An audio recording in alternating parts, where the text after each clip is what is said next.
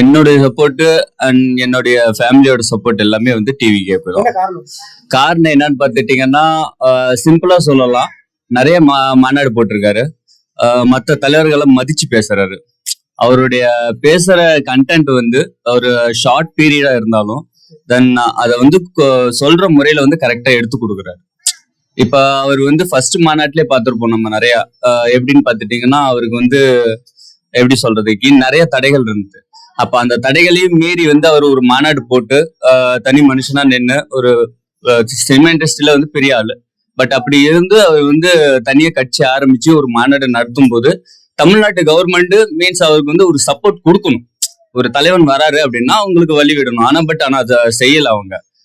அந்த டைம்ல வந்து அவங்களுக்கு வந்து நிறைய கண்டிஷன்ஸ் வந்தது. கை தூக்கக்கூடாது, அது பண்ணக்கூடாது, இது பண்ணக்கூடாது அப்படின்னு. அப்ப இதுல வந்து சொல்ல வர்றது என்ன அப்படின்னா, எவ்வளவு கண்டிஷன்ஸ்லயும் ஒரு ஷார்ட் பீரியட்ல அவங்களுக்கு வந்து மற்ற தலைவர்களை வந்து எப்படி சொல்றதுக்கு மக்களுக்கு என்ன சொல்லணுமோ அதை வந்து அவருக்கு கொடுத்த டைம்ல வந்து அவர் கரெக்டா வந்து இது பண்றாரு, ப்ரொவைட் பண்ணிடுறாரு. சோ அது ஒரு நல்ல விஷயம்.